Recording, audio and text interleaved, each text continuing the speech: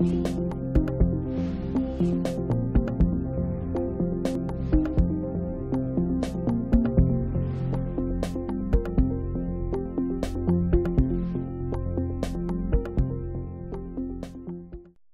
el nombre de Dios y de la patria se abre la sesión. El señor secretario dará lectura a la cuenta. Gracias, señor presidente. Se han recibido los siguientes documentos. Oficio de Su Excelencia el Presidente de la República, por medio del cual se presenta la urgencia calificada de suma para el despacho del proyecto de ley que modifica el decreto con fuerza de ley número 16 de 1986 del Ministerio del Trabajo y Previsión Social, con el objeto de facultar temporalmente al Director General de Crédito Pendario para condonar intereses moratorios de créditos pignoraticios que se hubieran devengado durante el periodo que indica. Oficio de Su Excelencia el Presidente de la República, por medio del cual se presenta la urgencia calificada de simple para el despacho del proyecto de ley que modifica el Código del Trabajo y la ley número 18.290 de tránsito en materia de protección de la salud e integridad de los trabajadores que sufren violencia laboral externa. Oficio del Senado, por el cual comunica que ha aprobado en primer trámite constitucional el proyecto iniciado un mensaje que modifica el decreto con fuerza de ley número 16 de 1986 del Ministerio del Trabajo y Previsión Social, con el objeto de facultar temporalmente al Director General de Crédito Pendario para condonar intereses moratorios de créditos pignoraticios que se hubieran devengado durante el periodo que indica. Proyecto de ley inicia en moción de las diputadas señoras Olivera, Chicardini, Musante y Osandón, y de los diputados señores Celis, Cuello y Ojeda, que modifica el Código del Trabajo en materia de prevención, investigación y sanción del acoso laboral. Oficio del señor secretario general de la Corporación, a través del cual comunica que la sala, en sesión del día de hoy, accedió a la solicitud de la Comisión en orden a refundir y, en consecuencia, tratar conjuntamente los boletines números 14.737, 15.000 y 15.005, todos -13, sobre inclusión laboral de personas con discapacidad. Oficio de la Contraloría General de la República, por medio de la cual remite respuesta a oficio de la Comisión sobre desvinculación de trabajadores en calidad de honorarios que se habría efectuado en la Municipalidad de Valparaíso. Oficio del Director del Trabajo, a través del cual envía respuesta a oficio de la Comisión e informa sobre la situación previsional de los trabajadores de la empresa Yantani y compañía. Nota de la señora Claudia Guienguan, directora jurídica de la Fundación Chile Mujeres, por medio de la cual solicita audiencia para la señora Francisca Yuneman, presidenta de dicha fundación, para que dé su opinión respecto al proyecto de ley refundidos relacionados con la extensión de la duración del postnatal del padre.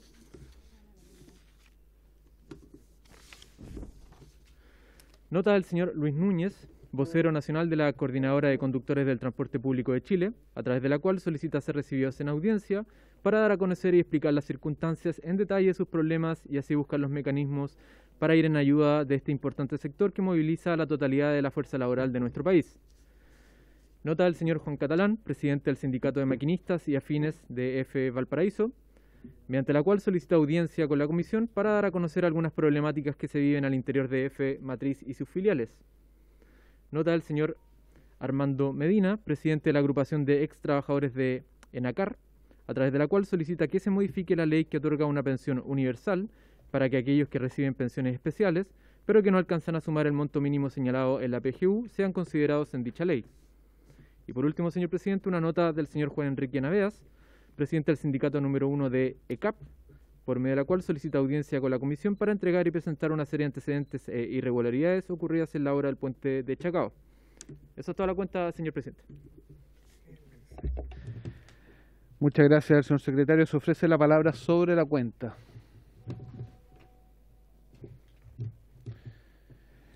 Bien, se ofrece la palabra en puntos varios.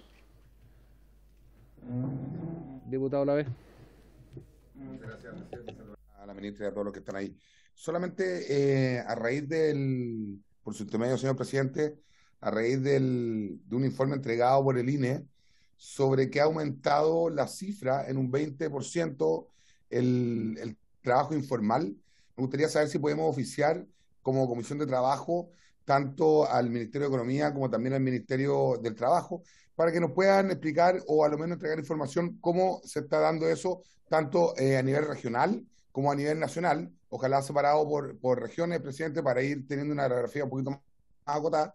y también ver la posibilidad de saber cuáles son los proyectos o más o menos la idea de agenda que tienen estos dos ministerios, por su intermedio, señor presidente, para saber cuáles son las metas que se autoimponen o más bien cuáles van a ser las medidas probables a tomar para que esto no siga afectando el trabajo formal y cada día baje más el trabajo informal. Eso, señor presidente, muchas gracias por su intermedio.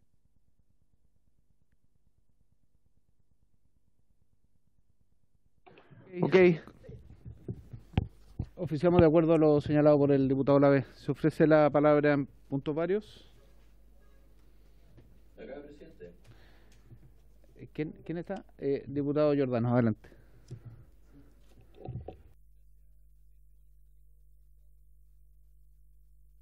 Subsecretario, no sé si hay más invitados presentes. Lamento no estar presencialmente allá, pero por razones de fuerza mayor tuve que viajar a Santiago. Presidente, bueno, quizás esto también es relativo a la cuenta en relación al correo, el mensaje del presidente del sindicato de CAP. Yo quería poner en antecedentes también a la comisión sobre algunas cosas que han estado ocurriendo con estos trabajadores subcontratados, a propósito de apoyar la idea de que se les reciba en esta comisión. Y es que recién, el fin de semana que acaba de pasar, estos trabajadores que están, como decía el correo, construyendo el puente del Chacao, volvieron a quedarse atrapados en la plataforma en medio del mar, en un episodio que, bueno, no solo se ha hecho recurrente, sino que además revela la falta de seguridad y de precariedad laboral en la que están trabajando estos obreros de forma permanente. Es sumamente grave. Nosotros estamos incluso evaluando poder visitarlos en terreno, porque nos han mandado una serie de antecedentes que son gravísimos, pero han venido denunciando este maltrato laboral por parte de las empresas contratistas hace un rato, incluso con manifestaciones en el Ministerio de Obras Públicas, ¿ya? Diversos tipos de vulneraciones, que no se respetan las normas de higiene y seguridad, que no se respetan los horarios, que las herramientas y las maquinarias están en mal estado, incluso que se les han suspendido bonos que están pagados en sus contratos como un bono por no accidentabilidad sin que se le dé ninguna razón, de manera unilateral. Y se les ha hecho trabajar durante horas bajo la lluvia sin poder, bueno, ni siquiera secarse, ya eso ha generado una ola de enfermedad.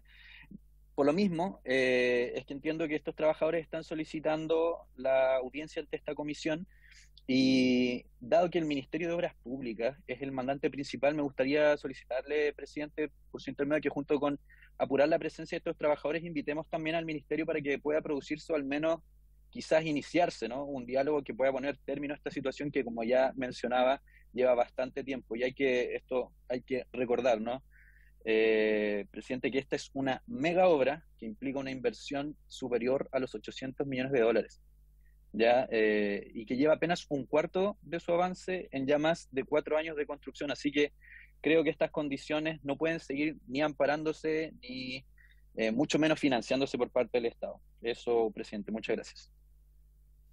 Muchas gracias, diputado. Tal como hemos señalado anteriormente, las distintas peticiones de audiencia las vamos a incluir en las tablas siguientes, y a partir de ello las gestiones que se requieran con los mandantes o distintos organismos públicos. Así que se ofrece la palabra en puntos varios.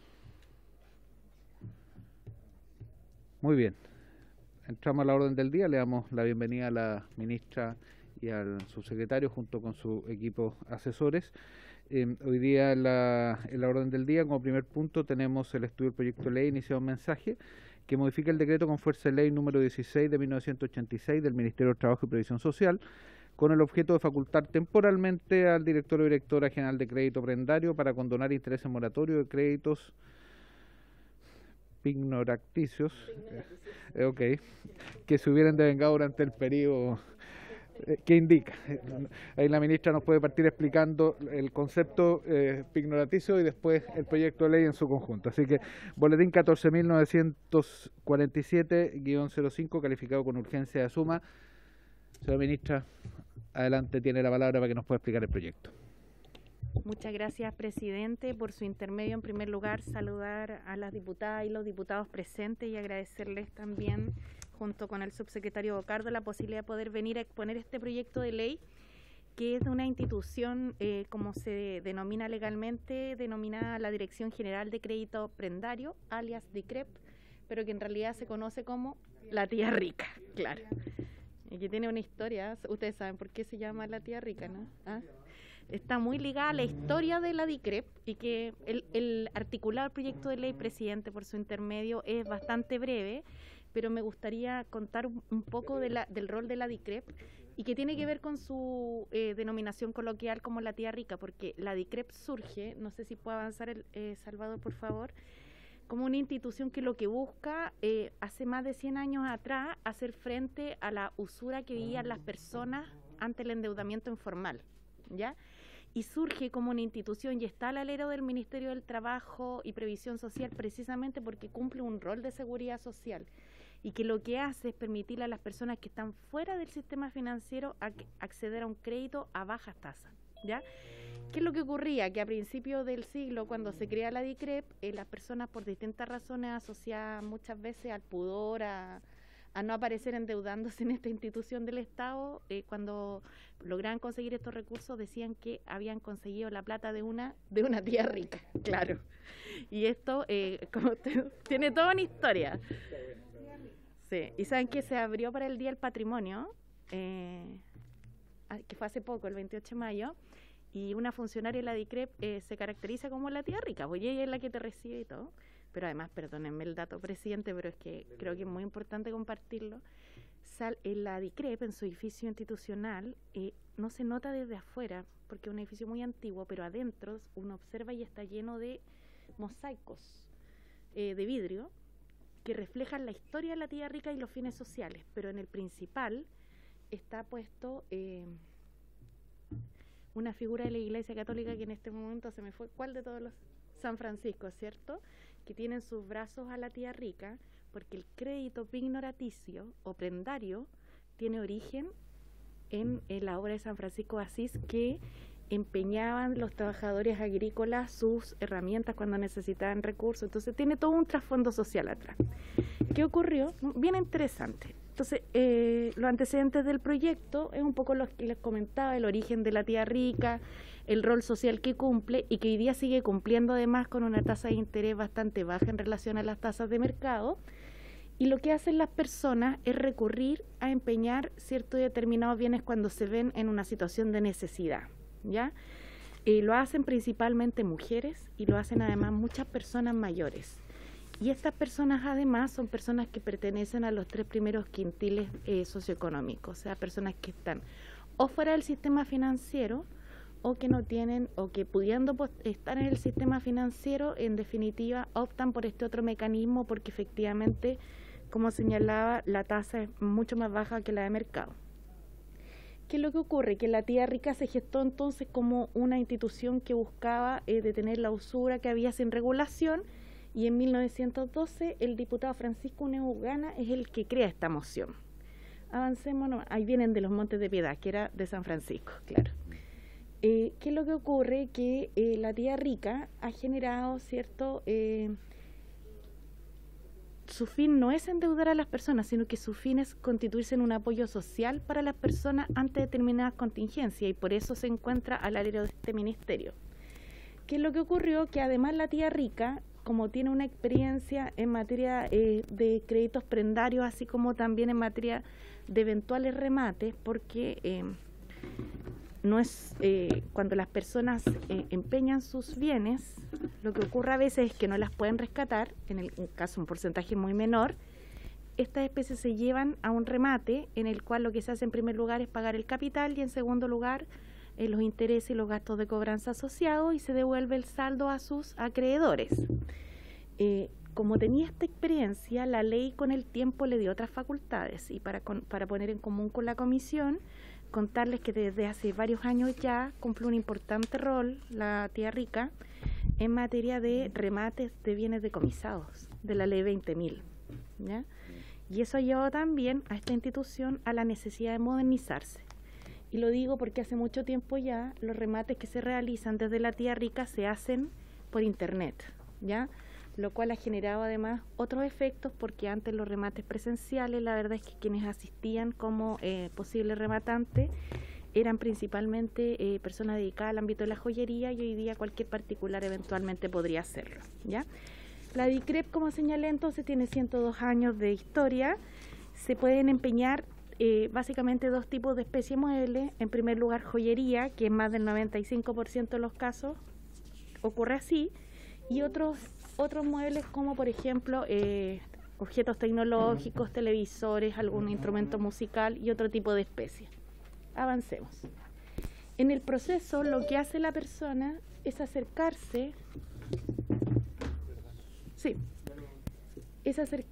a la institución pública, dejar su bien en empeño, y esa especie está por el plazo de 6 meses, hasta por el plazo de 6 meses a espera de ser rescatada. Si la persona dentro del transcurso de esos 6 meses no la puede rescatar y se va a cumplir ese plazo, lo que debiera ocurrir es que la especie eventualmente salga a remate. ¿Qué puede hacer la persona? Ir al mes 6 y en ese caso pagar solo los intereses transcurridos, que son los intereses que se le calcularon al principio del crédito, y se renueva su póliza de crédito por 6 meses más, ¿ya? Entonces, en general las personas recuperan, como señalaba, ¿ya? En el año 2019 se entregaron 603.000 créditos. En el año 2020, 308.000 créditos. Aquí le voy a señalar al tiro la cifra. Y en el año 2021, 197.000 créditos, números de créditos. Los montos fueron en el año 2019, 36.000 millones de pesos. En el año 2020, 20.000 millones de pesos. Y 2021, 15.000 millones de pesos. Fueron decreciendo bastante a pesar de la necesidad económica, porque la Tía Rica también tuvo varios periodos de cierre con motivo de las cuarentenas, ¿ya? Para pedir un crédito en esta institución se requiere ser mayor de edad, presentar una cédula de identidad o un pasaporte si se trata de un extranjero y llevar una prenda susceptible de empeñar, ¿ya? Como señalé, el crédito se otorga a un plazo de 6 meses, renovable por igual periodo pagando los intereses en el caso de las alhajas. En el caso de la otra especie de muebles no, por un tema de valoración de las mismas. Ya, por ejemplo, las tecnologías van depreciándose muy rápidamente en términos de valor comercial. La tasa de interés es de un 2,5%, que es un 22% menor a la tasa máxima convencional vigente, y el monto máximo por préstamo en el rubro de alhajas es de 500.000 pesos. El monto máximo de un préstamo en el rubro de objetos varios es de 200.000 pesos, y el monto máximo de préstamos por un RUT en particular, si lleva más de una alhaja o más de una especie de mueble, es de 3,5 millones de pesos. En relación a los usuarios, tengo que señalar que el 73% son mujeres, y de esas mujeres, el 65% son mujeres jefas de hogar, además. O sea, tiene un claro componente de género. ¿Para qué se ocupan los créditos adquiridos en la Tía Rica? El 50% de los dineros adquiridos son para el pago de servicios básicos del hogar y gastos de alimentación. Y el 42% solicita el crédito en la DICREP porque no tenía ninguna otra forma de conseguir dinero, ¿ya? En relación al remate de las especies rescatadas, como señalé, con plazo vencido, el saldo se entrega como un excedente a los usuarios.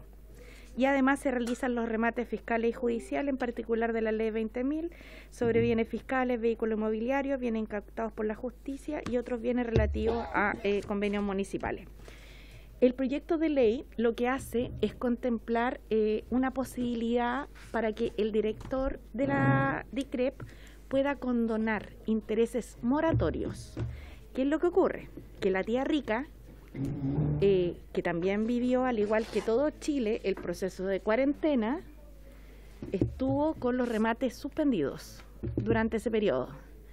Y ocurre que sobre el interés por el préstamo, o sea, sobre el interés normal por el crédito, se produjeron en muchos casos intereses con motivo de la mora, ¿ya? Y las especies no fueron rematadas porque los remates estaban suspendidos. Entonces, hoy día le aumentó el interés involuntariamente, porque podrían haber ido a pagar, pero un periodo estuvo cerrado. En otro caso, por otro lado, hubo una situación económica muy compleja, y en tercer lugar, en último caso, esto se podría haber rematado en tiempo, se habrían pagado las deudas y a las personas les habría quedado un excedente. Hoy día, con la cantidad de joyas que hay, se estima que de ponerse todas en remate, eso haría que el precio de la alhaja además bajara, y por tanto no necesariamente se cubrirían los montos de los créditos, ni quedarían excedentes para los contratantes, ¿ya? Existen 70.439 créditos impagos, y una deuda por intereses moratorios, cuyo plazo se encuentra vencida, que asciende a 1.145 millones de pesos. De ellos, un 31,26% del total de los usuarios del sistema, esto es 26.416 personas, mantienen créditos en mora, del universo total de 71.618, ¿ya? De estas personas, 7.574 son hombres y 18.842 son mujeres usuarias. En el espectro mayor de 60 años se mantiene la tendencia anterior. Así se encuentran en mora 34,94% de las mujeres y a la vez un 27,46% correspondiente a hombres, ¿ya? Del universo de usuarios y usuarias que perderán sus bienes prendados y que usualmente renuevan su operación con la DICREP, de acuerdo a informes remitidos por el Registro Social de Hogares, se puede determinar que en su mayoría corresponden a personas pertenecientes a los 3 primeros quintiles de menores ingresos, los cuales recurren a la figura del crédito prendario al no tener acceso al sistema bancario. Entonces, la propuesta, que se remite a un artículo breve que está más adelante, es facultar al director de la DICREP para condonar los intereses moratorios correspondientes al plazo posterior al vencimiento de los créditos de los usuarios que lo soliciten y paguen su capital correspondiente. Para eso, los intereses moratorios de los créditos pignoraticios que se considerarían serían aquellos que se hubieran devencado entre el periodo comprendido entre el 25 de marzo del 2020 y el 31 de marzo del 2022. Y se daría un plazo de 6 meses desde la publicación de la ley para que las personas solicitaran el beneficio. Tienen que solicitarlo porque tienen que ir a rescatar su especie, ¿ya? Y la forma de solicitarlo va a ser llenar una casilla donde coloquen, ok, lo solicito.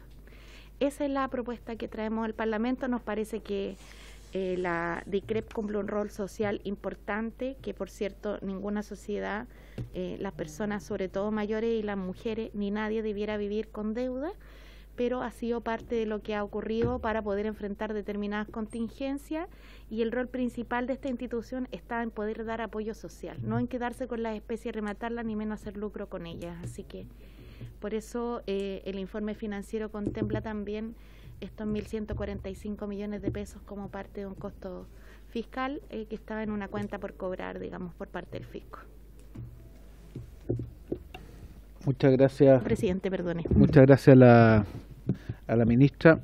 Le doy la palabra al secretario de una pregunta más de tipo formal antes de abrir la palabra. Su secretario. Al revisar el texto del proyecto del mensaje, notamos una inconsistencia entre la propuesta del Ejecutivo y el articulado que propone el Ejecutivo. En el cuerpo del mensaje habla de un artículo permanente y uno transitorio, y en el articulado del mensaje solamente está el artículo permanente. Entendemos que el Senado lo despachó de la misma forma, sin el artículo transitorio. Pero el artículo transitorio es el que señala la fuente de recursos con los que se va a financiar este aporte a la caja prendaria. Esto ha llevado a que la sala retire el proyecto mañana.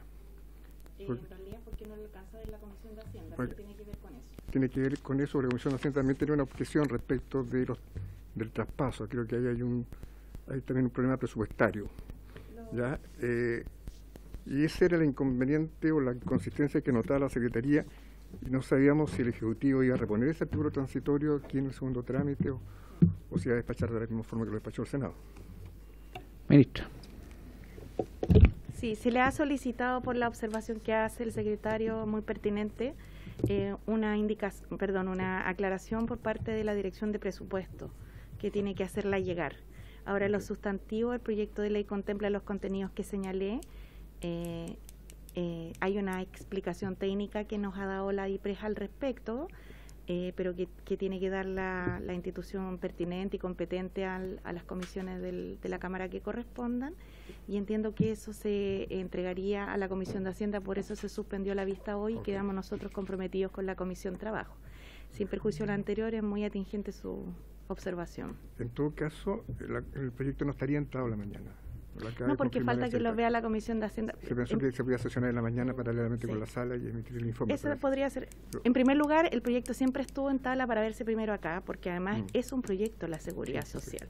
En segundo lugar, ayer se alteró la tabla tarde, de hecho, después de reuniones que tuvimos por el tema de proyectos jóvenes e inclusión laboral.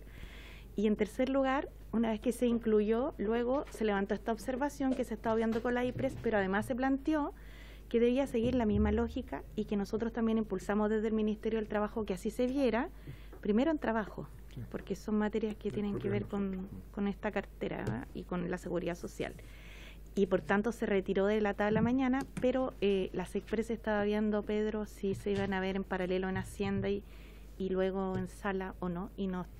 La SECPRES es la encargada de ese trámite, digamos. Me pareciera que no, ministra, pareciera que... Si no quedará para la otra semana, lo que sí, que si me permite, presidente, este es un ámbito que es un plazo que ya está suspendido después de marzo del 2022, los remates ya se retomaron.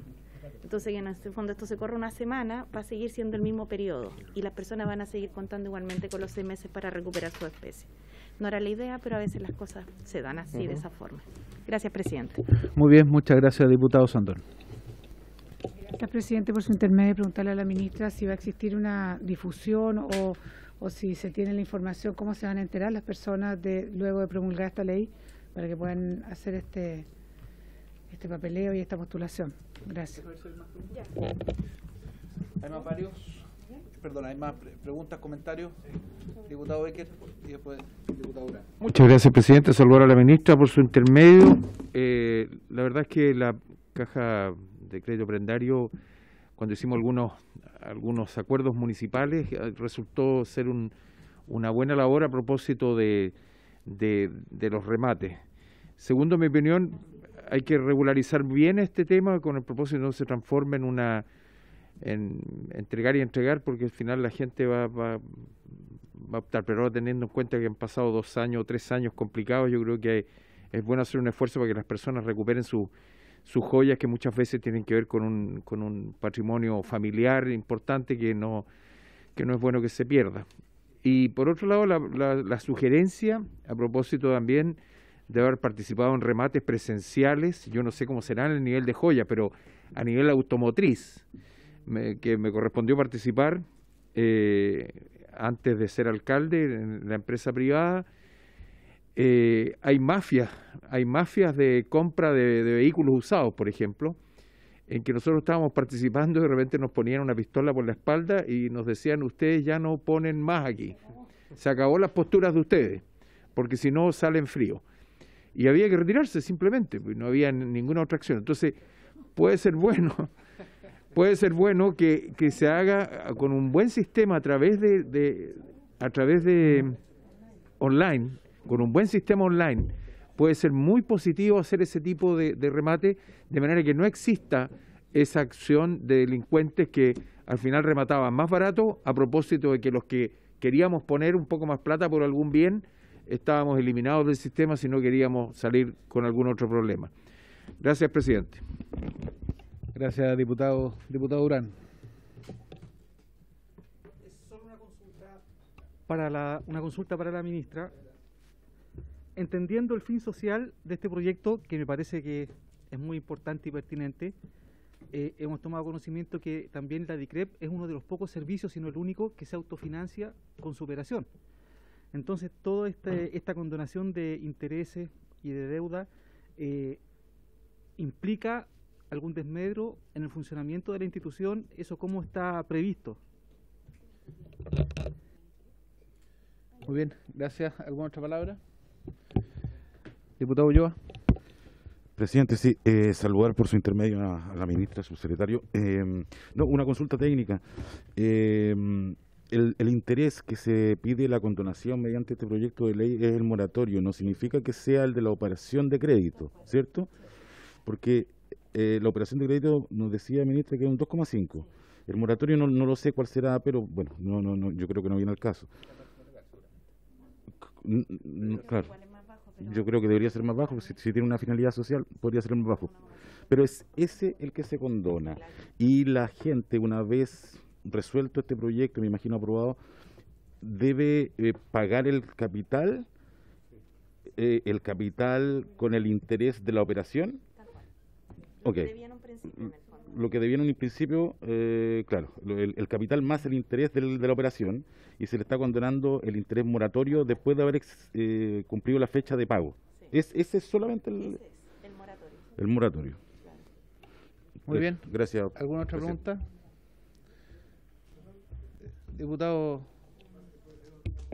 Diputado Leal, dele. Por su intermedio, a la ministra, ¿cuántas son las personas que están en esta condición? Sí, por favor. Okay. ¿Alguna otra? Solo señalar, ministra, que me parece un buen proyecto que creo que además de fácil despacho. Entonces, después de sus respuestas de todos los diputados, menos al diputado Ulloa, que ya le contestó, usted Para pasarlo rápidamente. exactamente. Así que le damos la palabra a la ministra para que le conteste a casi todos los diputados, porque uno ya le contestó. Por su intermedio, presidente. Sí. Primero va a partir contestándole al diputado Ulloa. No, es que sabe, en Senado igual se hizo esta pregunta, yo creo que igual es pertinente, porque en el fondo el interés que se está condonando es el interés por el retraso, no el interés de la operación. Por tanto, a propósito del comentario del diputado Becker, no se produce el efecto que pueda a él preocuparle, porque no se están alterando las condiciones en las cuales originalmente se pactó la operación. Entonces no hay una desventaja, por decirlo de alguna manera, de aquel que hoy día está en esta situación respecto del que pagó oportunamente su deuda, ¿ya?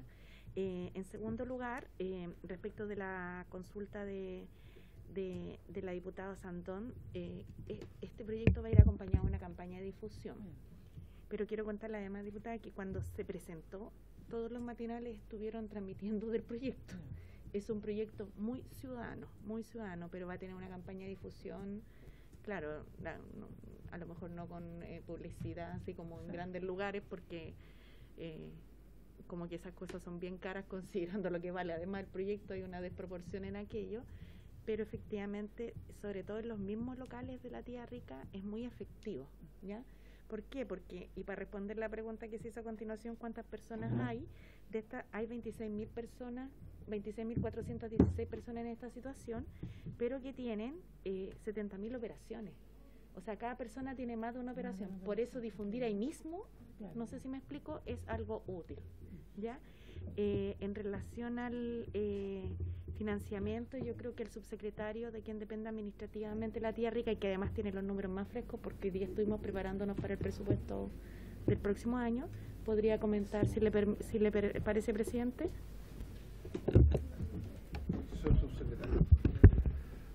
Por su intermedio, presidente, hay dos temas distintos. Uno tiene que ver con el actual proyecto, y hay que distinguir entre que, como saben, una vez que se aprueba el proyecto, en caso de aprobarse el proyecto, hay 6 meses donde las personas van a tener para solicitar a la DICREP que, si es que pagan su monto de capital más el interés asociado a ese préstamo, se le condonan los intereses. Por lo tanto, va a haber un plazo donde esto va a estar ocurriendo.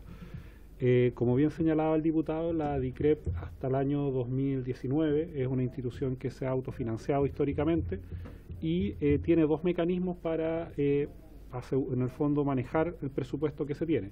Uno es fijando el precio del gramo de oro, que como saben subió de 14 a 17.000 pesos.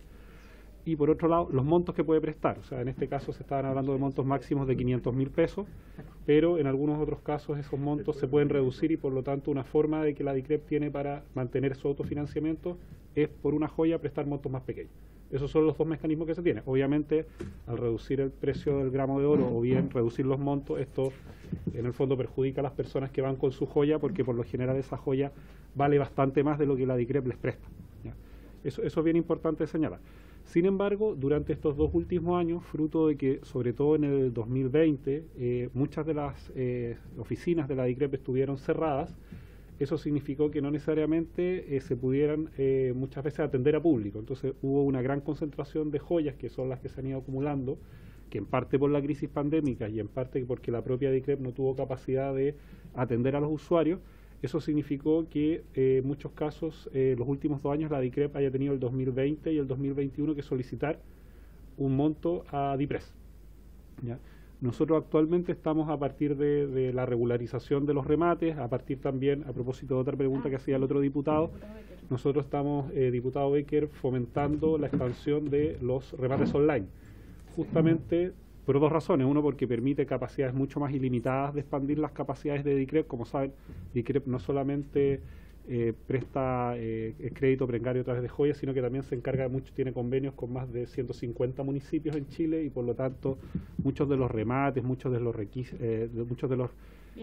requisados que hace la PDI, por ejemplo, después son rematados por la DICREP. Entonces, apostamos a que a través de la expansión del sistema online de remates, primero, se expandan las oportunidades que tiene DICREP para convertirse en una casa rematadora del Estado, y al mismo tiempo de evitar los problemas que el propio diputado señalaba, que justamente donde a veces hay fórmulas, malas prácticas que hacen que finalmente ciertos grupos capturen los remates de DICREP. Entonces estamos trabajando en esa línea de fomento a la expansión de los remates online. Entonces, en ese contexto, nosotros evaluamos que durante 1 o 2 años vamos a estar en una situación para volver al punto de equilibrio de DICREP, donde tenemos que combinar, por un lado, el presupuesto que maneja DICREP, pero también no reducir de manera excesiva los montos que prestan para no ir en contra de la función social que tiene DICREP. Por lo tanto, nuestra estimación es que durante el 2022 y 2023 vamos a estar en una fase decreciente de requerimientos de DIPRES, y ya para aproximadamente el 2024 volver a la DICREP, que se autofinancia. Específicamente en los 1.100 millones que en este momento son los que se estiman que están asociados a deudas, DICREP ha estimado que puede recuperar al menos la mitad. Eso va a significar que los montos de capital, que son los que le interesan a la DICREP para funcionar, les van a permitir volver a su sistema porque esos dineros que se recuperan, DICREP las vuelve a prestar. Entonces, en la medida que se recupera esa gran cantidad de recursos, podríamos volver a obtener una cantidad importante para volver a una institución autofinanciada. En cambio, todos esos intereses por mora, finalmente, en nuestras estimaciones van a hacer que finalmente no se recupere ni los intereses por mora. Como bien explicaba la ministra, en los remates va a haber una devaluación de las joyas, por lo tanto, el costo financiero que tiene la no recuperación de las joyas puede ser mayor que este intento de cobrar deudas incobrables. Entonces, si bien durante este año y el próximo vamos a seguir requiriendo algunos fondos de DICREP para poder mantener el servicio, en las estimaciones que hay en el informe financiero, la recuperación de los montos de capital van a ser mucho más eficientes para la recuperación financiera de DICREP, que en el fondo, si este proyecto no se realizara, mantuviéramos estos incobrables, se hicieran los remates, y a través de la recuperación por remates, por la baja del precio del oro, finalmente la recuperación que haría DICREP es mucho menor. Entonces, incluso en términos financieros, este es un proyecto que en el tiempo viabiliza más las finanzas de DICREP que no hacerlo. Ok, hay 2 palabras adicionales, y yo hago una pregunta entre medio. Entiendo que no es solo pago, también reliquidación, ¿no? También puede ser repactación del crédito, sí. por cómo viene el articulado. Sí, claro, pero entiendo que son las 2 alternativas. La pregunta del diputado Cuello, después el diputado Becker. Sí, quisiera hacer una pregunta más bien de orden práctico a la señora ministra, por su intermedio, presidente. Se ha hablado de 26.000 deudores, ¿cierto? Entonces quisiera saber si es posible obtener esa información desagregada por región en cuanto a los deudores. Podríamos solicitarla a nosotros por su intermedio, presidente, si le parece, para que también ayuden en la campaña de difusión. Sí, pensando que también están, a propósito de lo mismo, presidente, que la información de esos 26.000 debe estar, así es que de repente a través de algún sistema de conexión, correo electrónico, alguna fórmula para lograr comunicarse con esos 26.000.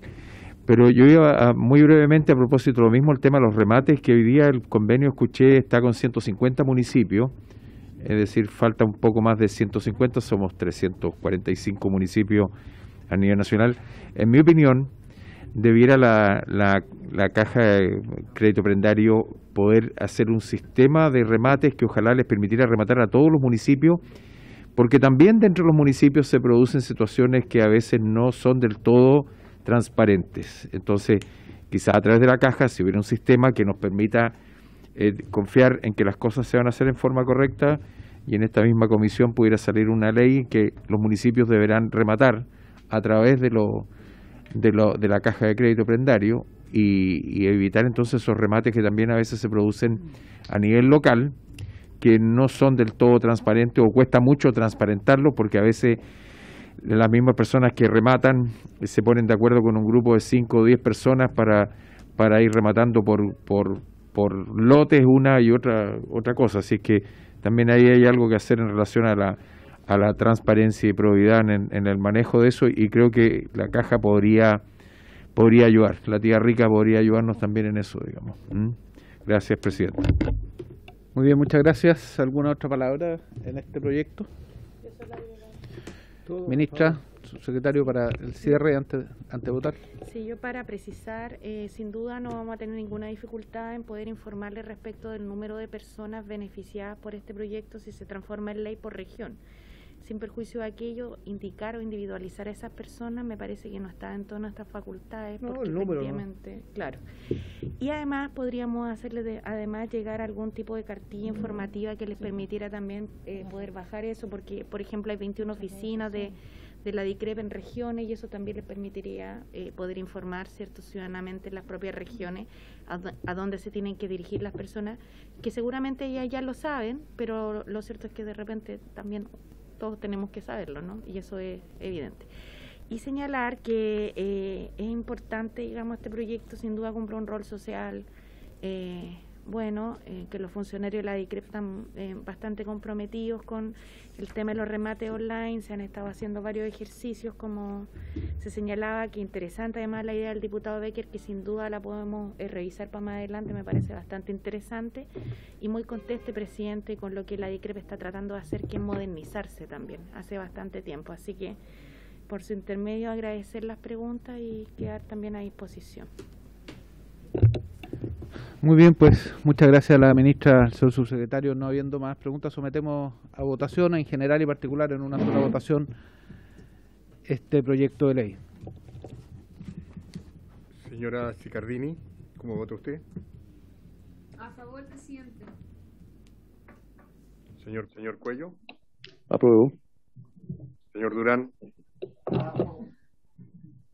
Señor Giordano. Apruebo, don Pedro. Señor Ibáñez. Señor Lavé. A favor, señor secretario. Señor Leal. A favor. Otra palabra, ¿me puedo? No está la señora. Señora Osandón. A favor. Señor Santana. Señor Sauerbaum. A favor. Señor Ulloa. Señor Undurraga. A favor. Votos a favor, ninguno en contra, ninguna abstención. Aprobado en general y particular el proyecto. Muchas gracias. Muy bien, ya tenemos el primer proyecto con esto. ¿Diputado informante? ¿Quién es? Señor Giordano, le correspondería. Don Andrés Giordano, usted tiene que informar. Ningún problema, presidente. Ok, estamos. Seré el informante.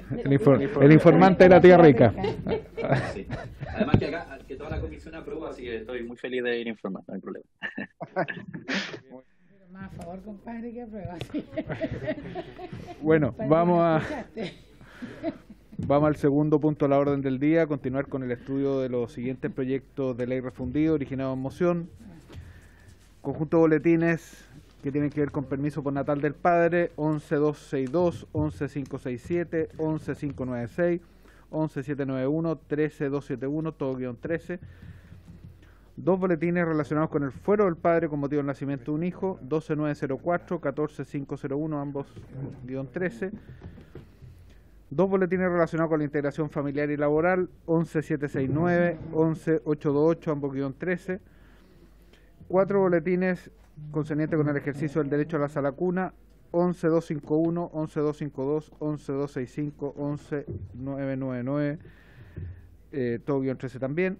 Y dos boletines concernientes a la regulación del teletrabajo, permiso laboral en los casos que indica: 13886, 14906, ambos guión 13. Tenemos algunos invitados, no sé si están en no alcanzo a ver. ¿No vinieron a pesar de que hayan confirmado? Bien, le pedimos entonces al gobierno, no sé si les parece una mirada general de los distintos de los distintos temas. Entendido que al ser proyecto refundido es difícil opinar respecto al articulado, porque tiene artículos incluso en algunos contradictorios, pero respecto a los temas en sí mismos que han motivado este trabajo de la comisión.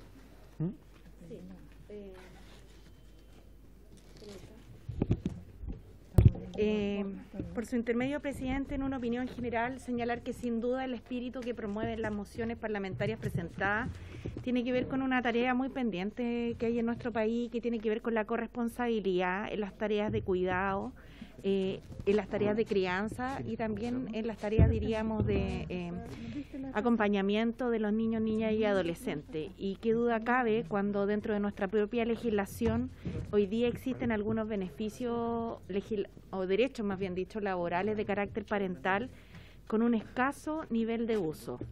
Al respecto, solamente quisiera poner en común con la comisión que hemos estado conversando con la Superintendencia de Seguridad Social, organismo rector en la materia, principalmente porque sin duda el avance hacia el postnatal parental en nuestro país fue una materia muy importante y muy valorada, pero que tiene una tasa de uso de bajísimo estadística por parte de los hombres, bajísimo.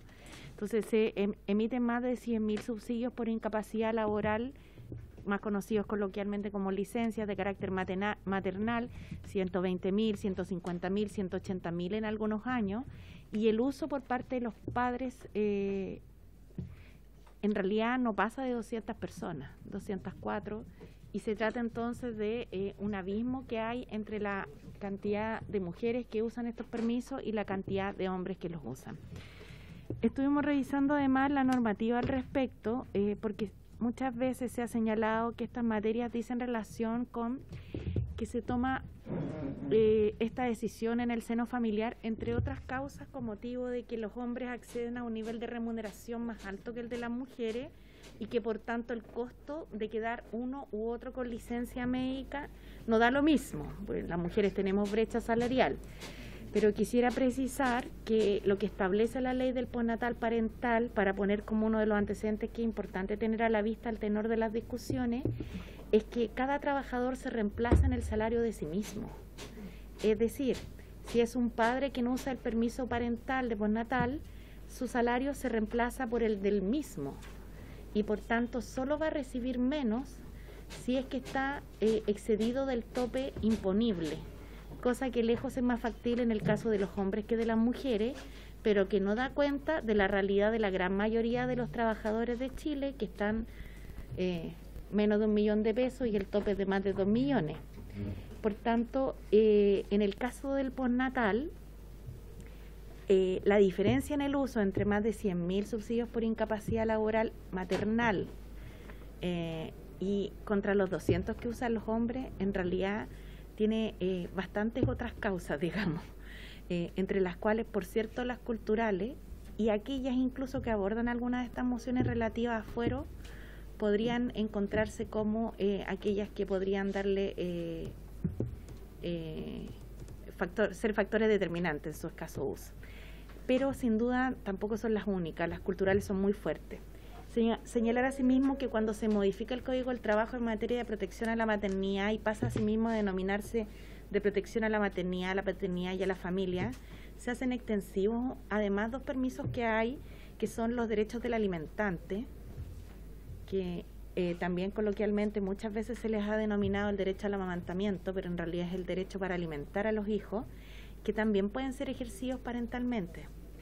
Y asimismo, en el caso del derecho a los cuidados para un hijo menor de 1 año en caso de enfermedad grave. Y en ambos casos, la Superintendencia de Seguridad Social, que también ha entregado las estadísticas, su uso por parte de los padres de una bajísima intensidad, existiendo el derecho con plenas capacidades, tanto por padre como por madre.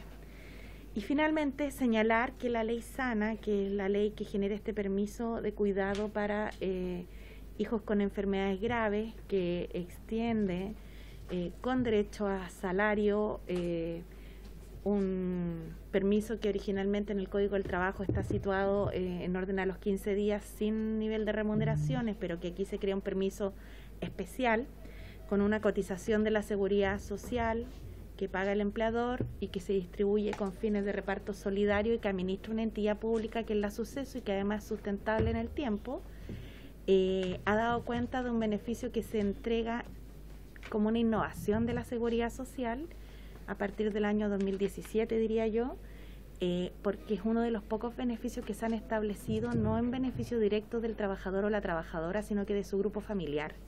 Esta ley fue impulsada esencialmente por la sociedad civil, en particular por la organización denominada Oncomamás, y que está vigente hace algunos años en nuestro país y que también tiene beneficios de carácter parental, pero que tiene además una ductilidad en el cual el permiso se puede transferir de uno u otro padre, dada también la situación más de extremo que se experimenta ante la vivencia de tener un hijo o hija sujeto a una enfermedad grave. Entonces están al menos estos 4 instrumentos que creo que sería muy importante por su intermedio, presidente, poder invitar a la actual superintendente de Seguridad Social o a las intendentas, como se estimare, a efectos de que pudieran dar cuenta de cuál ha sido la evaluación de estos instrumentos, porque podrían dar luces para ilustrar por los caminos que las mociones debieran ir tomando en el tiempo. No es lo que quisiera transmitir como espíritu central, es que es de nuestro interés que se avance la corresponsabilidad en la crianza, pero que tenemos que hacer un esfuerzo para apuntarle bien a cuál es la medida que va a contribuir en eso, porque de lo que por lo menos he podido plantear en esta parte de la intervención, hay muchas cosas que ya debieran estar funcionando cosas distintas, de forma distinta, y que no han ocurrido.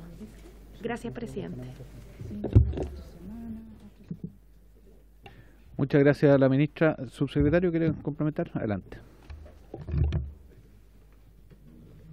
Por su intermedio, presidente, nosotros al menos de manera preliminar y entendiendo que cada paquete de proyectos refundidos tiene montones de observaciones que en este momento no vendrían al caso, pero quisiéramos al menos en estos 5 paquetes hacer algunas observaciones generales en términos de algunas preocupaciones que, como bien señalaba la ministra, tenemos y que podrían ser bien incorporados en términos de la discusión que se tome, ya que en caso contrario podrían tener algunas complicaciones para obviamente lograr los objetivos que se buscan.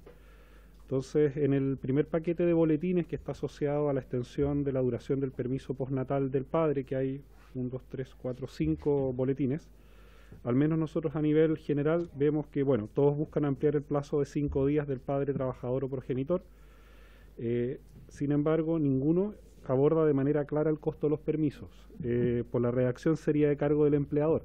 No está explícitamente en los proyectos, y eso implicaría de facto, si es que está a cargo del empleador, utilizar el mecanismo de subsidios, lo cual comprometería algunos gastos en el caso, sobre todo si esto recae en el tema de FONASA. Entonces ahí hay una preocupación porque no hay claridad respecto a ninguna de las redacciones de los proyectos en quienes recaería el financiamiento de esto. También nos parece bien importante que los proyectos incorporen perspectiva de género, sobre todo en los casos de progenitores que podrían recibir el beneficio y estar, por ejemplo, acusados de violencia intrafamiliar, no estar vinculados directamente con la crianza de los hijos y por lo tanto recibirían un beneficio que un poco de cierta forma va contra el espíritu de lo que se espera con un postnatal. También hay algunas discusiones respecto al paralelo de los permisos postnatales en caso que la carga lo tomaran padre y madre. Eso habría que terminar de revisarlo también. Y por otro lado, y esto también plantear como una preocupación del Ejecutivo de todo lo que tiene que ver con las mujeres independientes informales, sobre todo considerando cuando estamos hablando de costos asociados al postnatales, ya sea a través del subsidio o algún otro tipo de fondo. También en términos de priorizaciones habría que precisar bien cuál es el foco en este momento, de qué grupo más beneficiario deberíamos enfocarnos, sobre todo pensando que todavía hay una gran cantidad de mujeres independientes e informales que quedan fuera del postnatal. Y en eso, por supuesto, tener la preocupación de ir avanzando en medidas de corresponsabilidad efectivas. Esos serían al menos 6 aspectos que nos parece importante señalar en el primer paquete de medidas. En el caso de los boletines relacionados con el fuero de padres con motivo del nacimiento de un hijo, ambos reconocen un fuero por un año.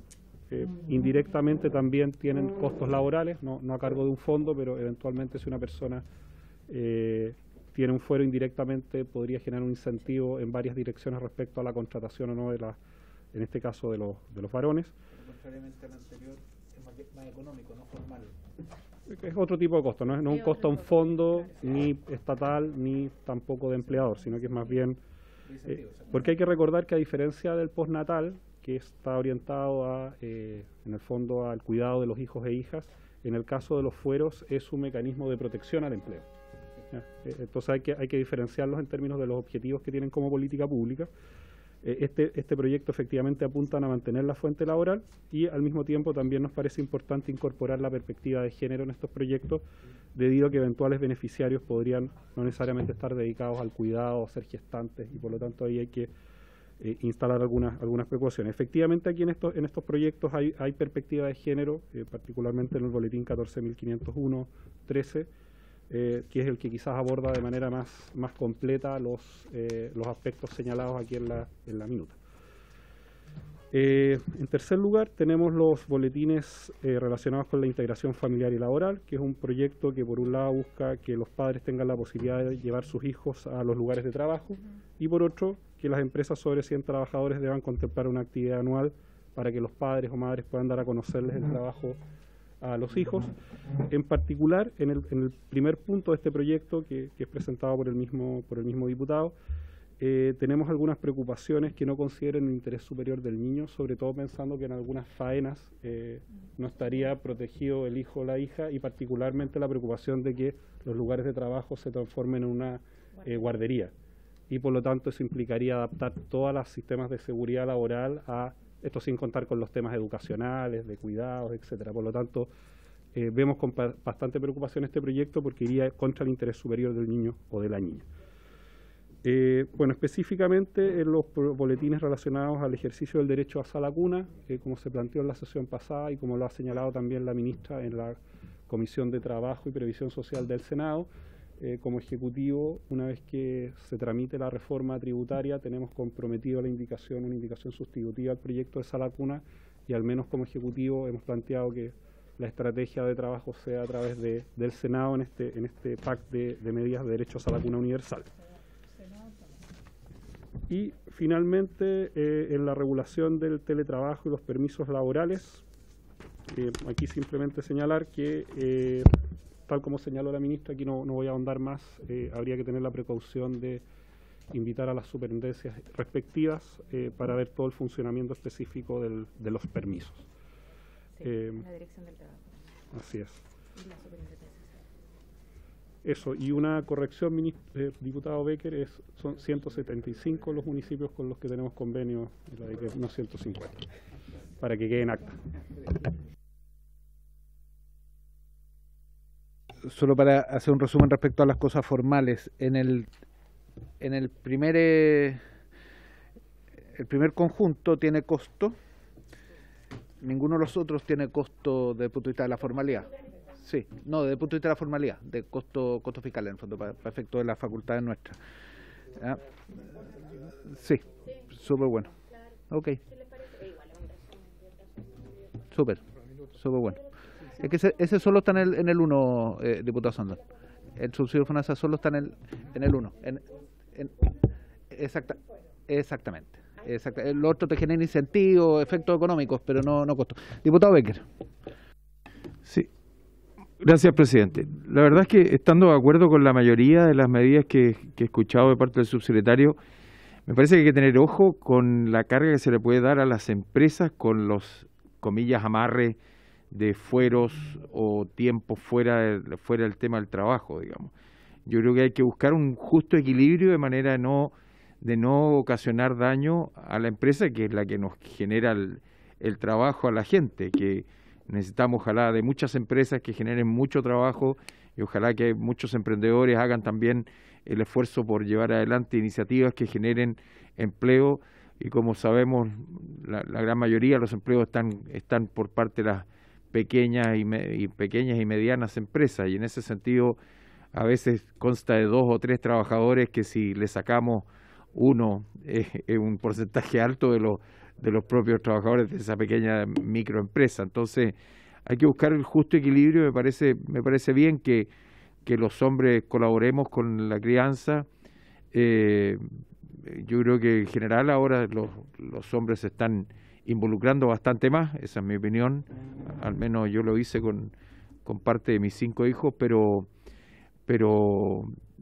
hay otros que simplemente ya no están, entonces también ahí va a haber otros problemas que tienen que ponerse con la plata, ¿no? Que ese es otro tema, digamos, pero yo creo que hay que buscar un equilibrio necesario para que esto no perjudique a las pequeñas y medianas empresas. Una empresa que tiene 1000 trabajadores, que le saquemos 5, 6 o 10 o más, no va probablemente a generar un gran conflicto, pero una empresa pequeña de 4 o 5 trabajadores que le saquemos 1 o 2 por un periodo determinado puede generar problemas. Gracias, presidente. Gracias, diputado. ¿Se ofrece la palabra?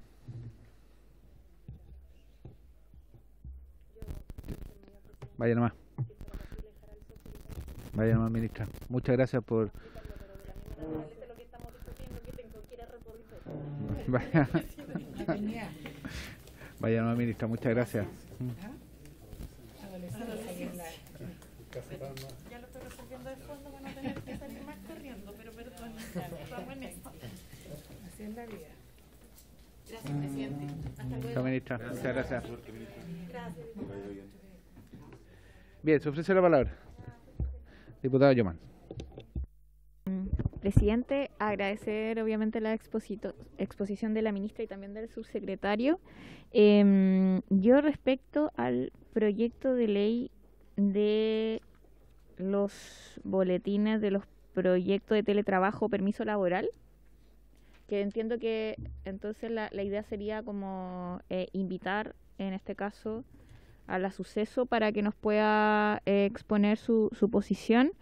A mi juicio, presidente, este es un tema que se requiere con urgencia, sobre todo en el entendido de que estamos hablando de permisos para hijos e hijas que estén contagiados de COVID o de otra enfermedad, pandemia. Hoy día seguimos con el COVID y creo que este tema, poder hacerlo avanzar rápidamente, podría ser una solución para muchos padres y madres que están complicados.